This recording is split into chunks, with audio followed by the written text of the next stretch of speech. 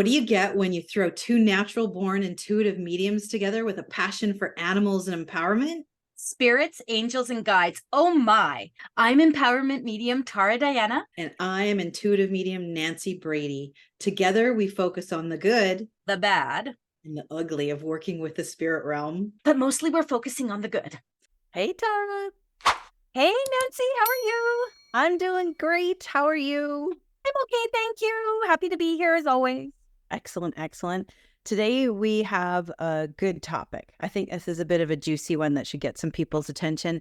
Today we're going to talk about intuition versus your imagination / ego in your development path. And how do you tell the difference between the two?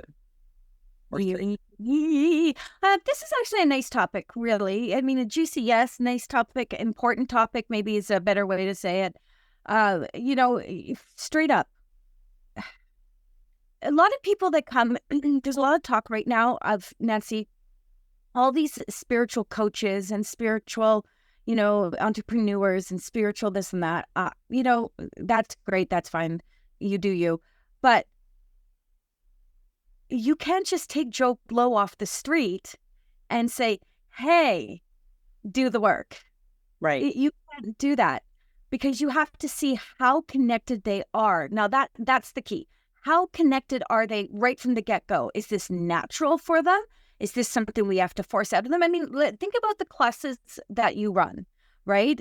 Or you have been running or are running, whatever. Think of the classes that you run. And I will too. And the different levels that come in. And there are some people in there that's like pulling teeth to get them to step out of the left side of the brain, the left side being the analytical and the logical, the right side being the creative.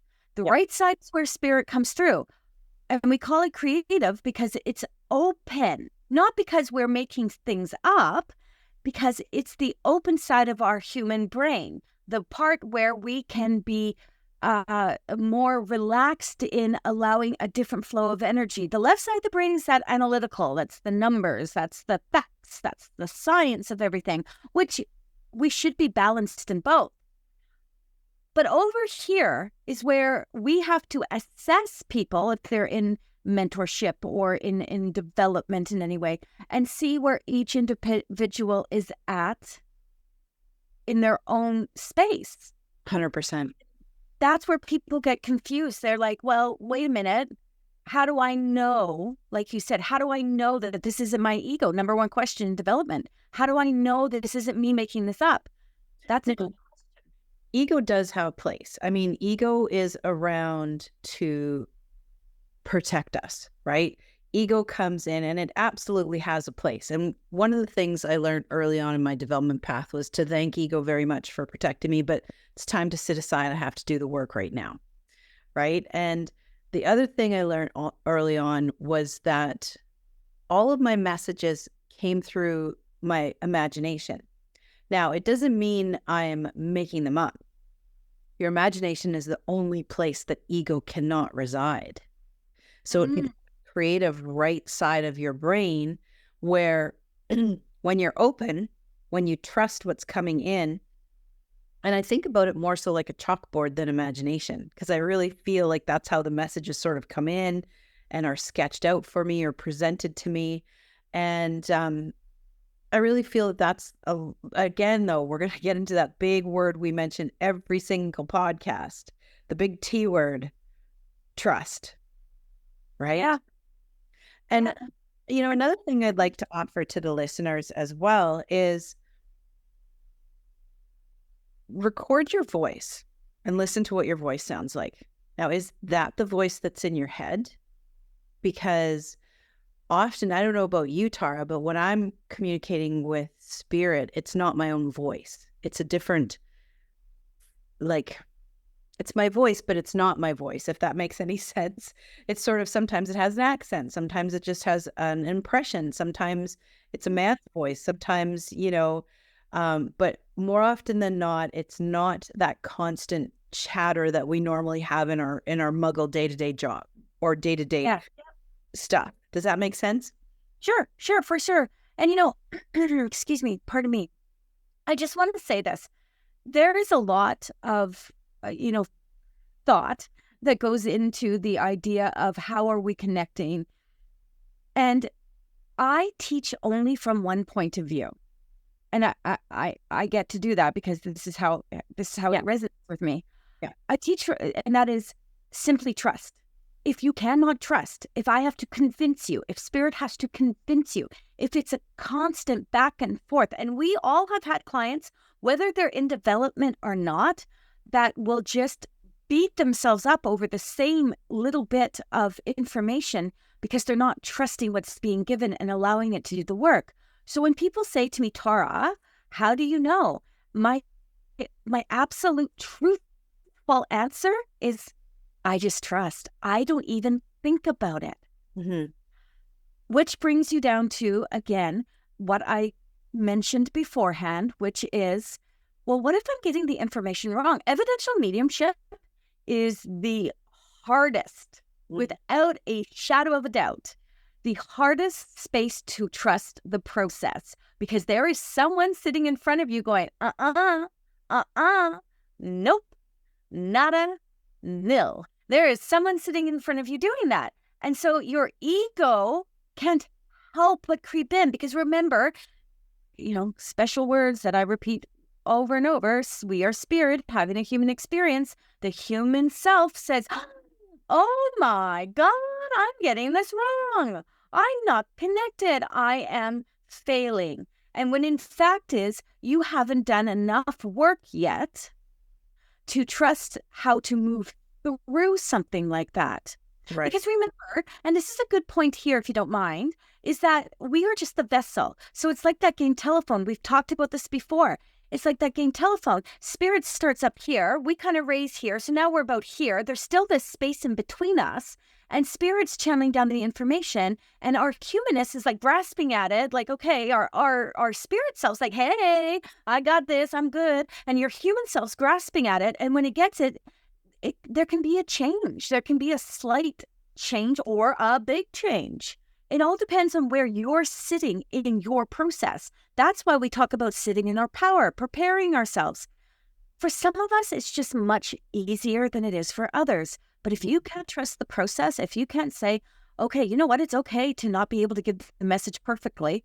How do I sit into that? How do I work my way through that? Then you are not going to ever trust the process. You're always going to be waiting for the moment that you fail.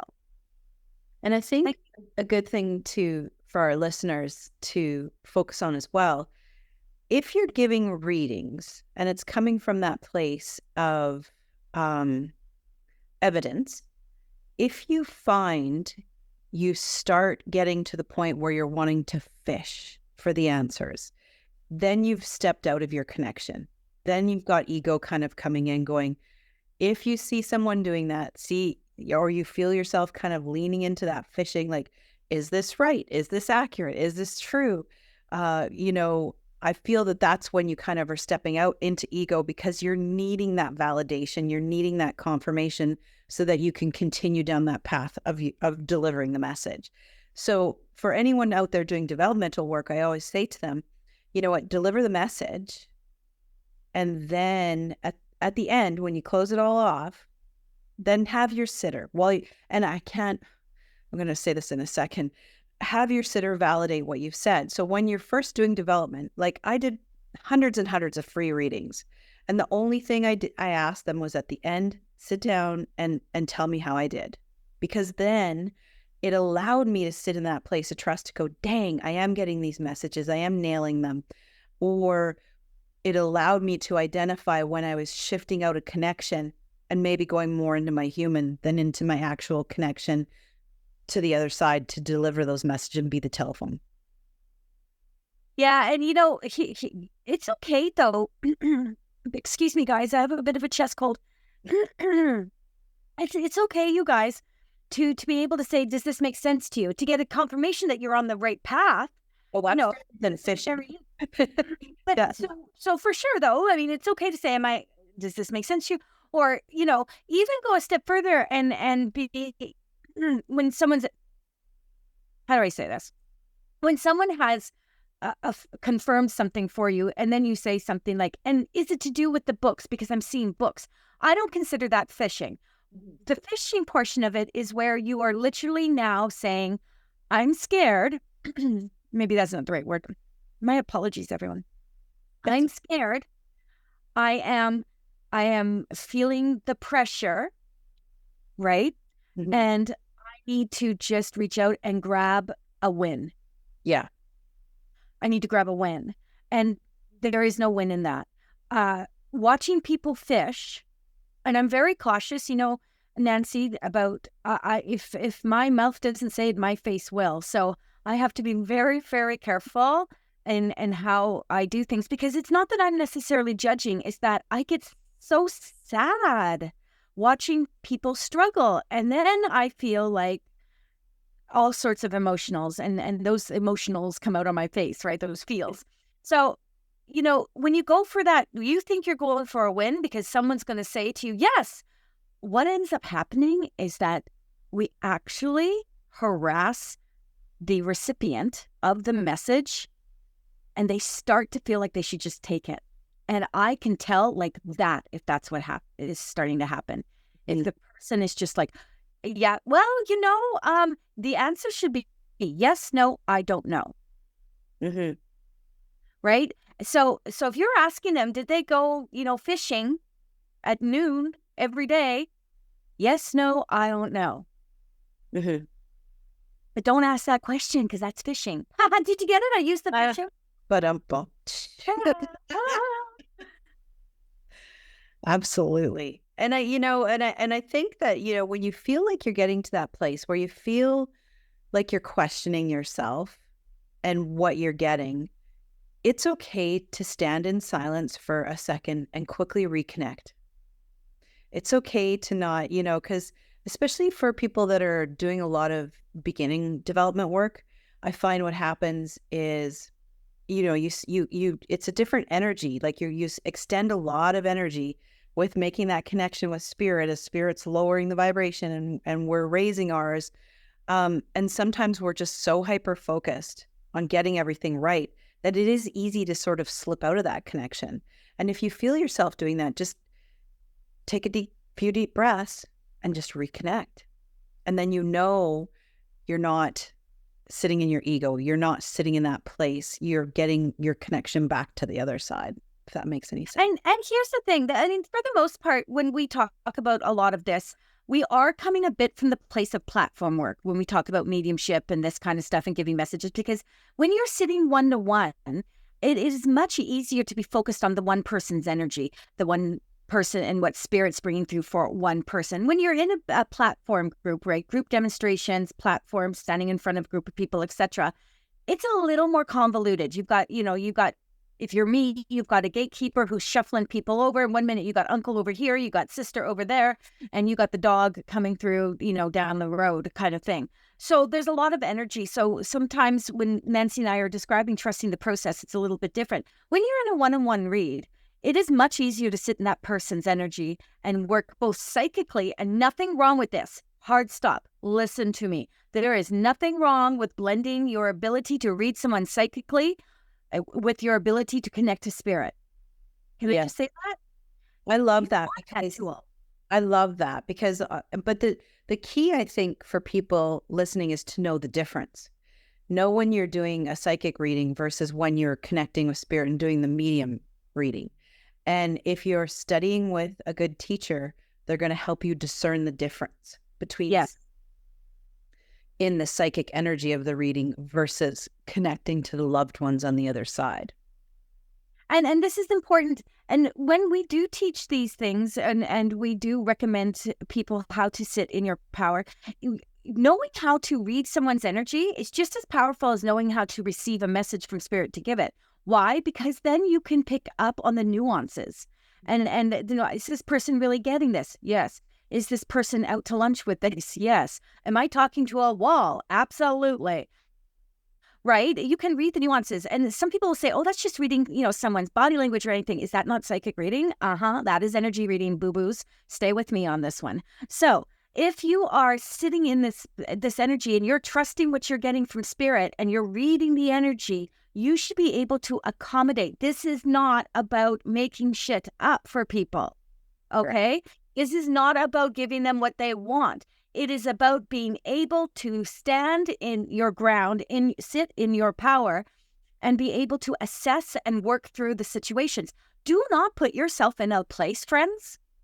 Do not put yourself in a place where you don't feel comfortable yet. Do not get up on that platform if you do not feel. Now, you got to practice, but you put yourself in a safe place when you do that, right? You do have the right people around you. Have the people like myself and Nancy who would come and support you. But don't put yourself out there if you're not ready to do it. And because no one wants to see you struggle. Mm-hmm. We want to support you. And that's why there's development circles. That's why there's mediumship courses. That's why there's these classes. And if I can just go out of here, one extra point, Nancy, is find a group of people that you can work with face to face. Yes, that's No, the internet is amazing and it's valuable and it gets, but there is so much stuff on the internet that you could be reading for the rest of your life before you can even practice anything, because everyone's got a different way of doing the work. Mm-hmm. So find a group that you can feel that will help you practice what you're trying to accomplish. Absolutely. I love that. That's how you'll trust. You take what you can and leave the rest, right? You know, because Tara has a different way of working than I have, than other friends of ours who are mediums, and that's okay. Be uniquely you and just enjoy it. And the most important thing is have fun with it. Like, have fun with it. You know, it's sometimes we get ourselves, I still remember my first time doing platform was with you, and I was terrified. I was like, oh my gosh. And then once you get into the flow of it and you get in this and the energetic swing of it, and you're like, okay, this is cool. Now it's fun. Now I love doing it. Trusting the process is literally giving into spirit and saying, okay, you give it to me. I know what to do with it. So do the work, invest in the work first of all, because Nancy's platform's not for everyone, and you don't have to do platform to be a good medium. You don't have to stand in front of groups of people. That's not your forte. One-on-one is beautiful. Getting on the platform, I always say that getting on the platform is, and I don't say this to belittle anyone. I don't say this to judge anyone, but I always say being able to get on that platform, even if it's just once and nail it, is a show of your ability to have raised that vibration level for yourself. Now, you may be like, yeah, I did it and I hated it. Like, I hated it.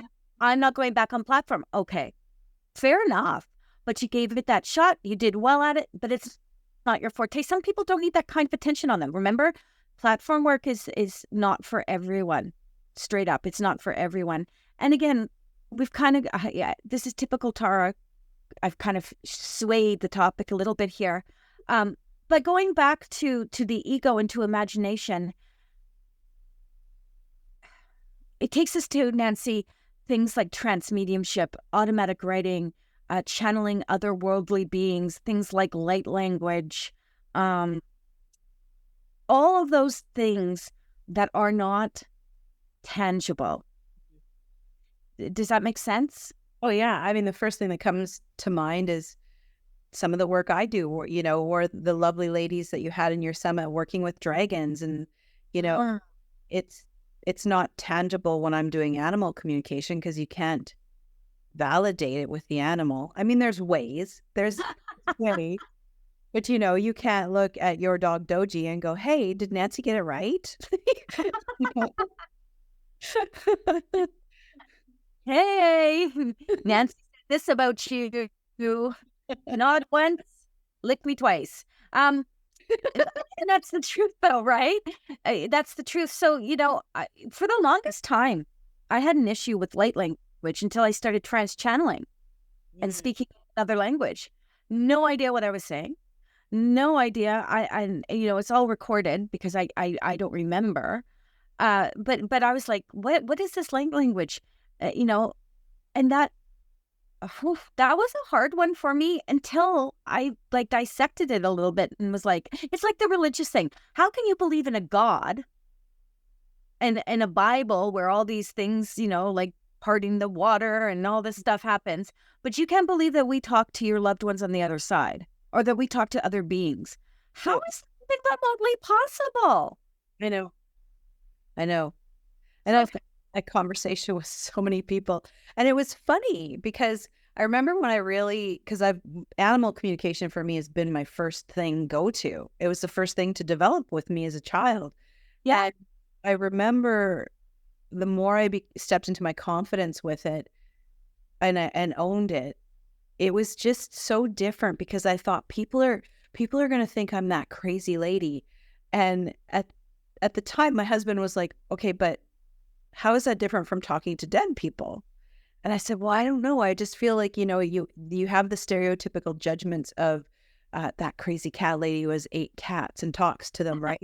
And I think that that's where like you have these mental stories you tell yourself.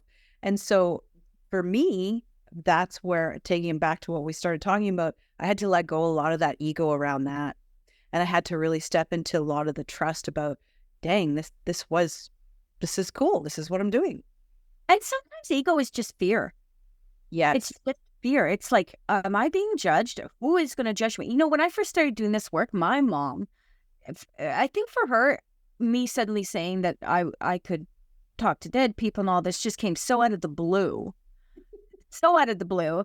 And then when she realized there was going to be an exchange, she was so judgy, and not from a place of not necessarily believing me. I don't think she knew what to believe at that point, but not necessarily a place of not believing me, but worried about what other people are going to think of me. And that was the thing with my animal communication too, because people think mediumship and psychic readings are cool, but not everybody thinks hearing voices from an animal's cool. And then again, it comes down to, though, Nancy, here it is again, is that so evidential mediumship, you provide proof, and 9 times out of 10, someone can say, oh, yes, yeah, Granny did wear, I don't know why, my go-to is Granny wearing pink undies. I do not know why it's my go and smoking a pack a day. But so people can validate that. They can say, okay, yes, confirm that. Yes, that is true. Yes, she died at 96. Yes, she had heart failure. Like they can do that. But with lay language, you can't do that. You're trusting the person who's giving it. And it falls under the line of, people way back when, charlatans, gypsies, people. Do you remember like the big circus tents? Like I'm talking way back when.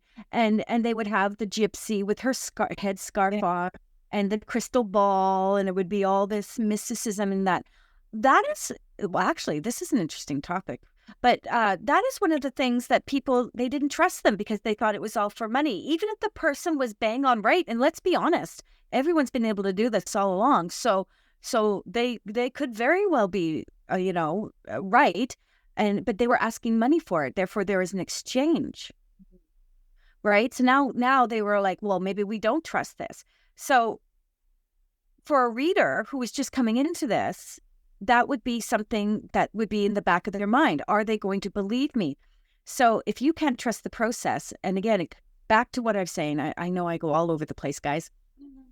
But going back to this, if you can't trust what you're getting, then stay in development. Don't go out there and start, putting up a sign that says, I am now a medium. I took Nancy and Tara's, one-on-one course or one-on-one 101 course, and they have now, I do not certify anyone, by the way. There is no certification coming from Tara. We're all mediums, we're all psychic, we're all at different levels. I will tell you whether I think you should be doing the work or whether I think you need to stay in development, and that's my certification. But and they go up and they put up these sites and they're like, okay, I'm reading now, but they don't have the confidence in the reading, and that's what it is. Trusting the process is having confidence in the reading you're giving, and knowing, claircognizance that you are receiving and it's what you're meant to receive. Even if someone looks you point blank in the face and says, hell no, what are you talking about, crazy lady? And you being able to say, okay, you know what, put it on the shelf. And that's not a cop-out, Nancy. Putting it on the shelf. I agree. And more often than not, when I've said to people, okay, that doesn't make sense to you, That's fine. Put it on the shelf, put it on the table, come back to it later. 9 times out of 10, I'll get a phone call a month or two later going, I get it. And I'm like, okay, I've had people actually hunt me down through, like, try to find my business card at events and stuff to tell me that, yeah, okay, you know what? So and so couldn't take that. My girlfriend, my boyfriend, my partner, but you were bang on. Like, but the thing for me is that I always come off confident because I trust what I'm getting. It's not about me. It's not a message for me, right? I don't need to understand it. I need to be able to give it with confidence. Yeah. And, and I'm going to take it a little off topic for a bit too.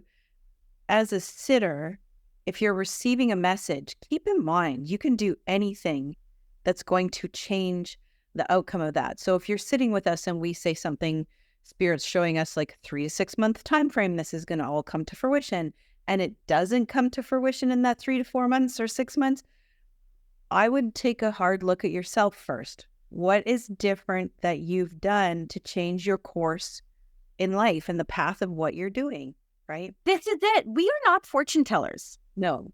We're trusting the process. We are not making stuff up. We are trusting what's being given to us, but we are not fortune tellers, nor is spirit. Right. So when people say, well, so-and-so told me this and it came to fruition, there is a path that is seen, okay? There's a path that spirit sees. And spirit provides us with the tools to tell you about that path. But Nancy, no lie detected. As Nancy said, if you go off to the left and you were supposed to be going down here, it changes. If the person involved, remember, this is a part, the reading is a small part of a very large wheel that's working here. And there's many different gears. I don't even know what I'm talking about right now. Just go with me. I like to think of it like a spider web, right? Like, because it's got all these, you could take any different direction on a spider web and end up in a completely different place. Exactly. But someone else has some say in this, I'm sure, because we are not isolated into just one being. So, and it's more likely that if we were isolated as one being, that the chances of fortune telling or things in the future coming to fruition would happen. Make sense? But if Joe Blow, who's supposed to be going with you on this journey in life, decides that Joe Blow needs to have a nap and he's not going anywhere for the next 20 years, your trajectory changes. Yeah. And there's no amount of foreseeing that spirit can do to do that because we have free will choice. I keep going back to imagination and ego. And I keep going back to things like channeling and energy work and things like that, where it's not always right at your fingertips. It's not always, like I said, tangible. And I keep going back to that. And imagination is important in our lives. We have to be able to think beyond. We have to be able to see a bigger picture. We have to be able to create a narrative that flows within us so that we can grow and develop and keep moving forward. And the ability to do that, and our ability to do that, is what ignites us in our ability to connect to the other side and allow things that we don't understand to move through us.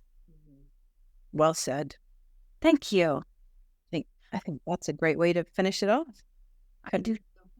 Trust the process. Don't you worry, friends. The message isn't about you. It's not for you. You are just the messenger. Love that. And practice, you guys. And finally, I know you keep trying to tell me to say Tarek. The last thing I'll say is, if you are not ready, don't jump the gun. There are always going to be ways to continue practicing, and you can step out and try something, see how it fits, and go back and practice more. Mm-hmm. Do not throw yourself to the wolves, because they will eat you alive, bar none. And I don't know anyone, Nancy, I don't, that is not sitting in their humanness in some way, sensitive empaths. Those of us that do this work are sensitive, that do this work to be of service are sensitive, are empaths that want to be slammed for trying to be of service. Yeah, exactly. Yeah, Personal responsibility. agreed. Okay, I'm done. All right. Well, on that note, we're going to wrap it up and say thanks to everyone for listening again, and stay tuned for the next one that's coming out. And as always, if you're liking listening to this, whether it be on YouTube or whatever platform you listen to on the podcast, make sure you give us a like and a follow. Nancy, Tara, I want to throw this out there. Is there a particular animal? And you don't have to answer now. I think let's come back to this one. When we start our next podcast, let's answer this question, or you answer this question. I'm going to sit back and let you do the work. But is there a specific animal, power animal, spirit animal that we can work with in terms of trust? Because I know I love to call a good animal into my space when I'm doing some extra work, you know, whether it's for comfort, whether it's a spirit animal, whether it's one I know that does the work that I'm particularly trying to master. I would love to know what that is. And so I'm going to leave that in your court. I gave you homework. you just gave me homework, listeners. Oh my gosh. A challenge accepted. I shall bring it to the next episode.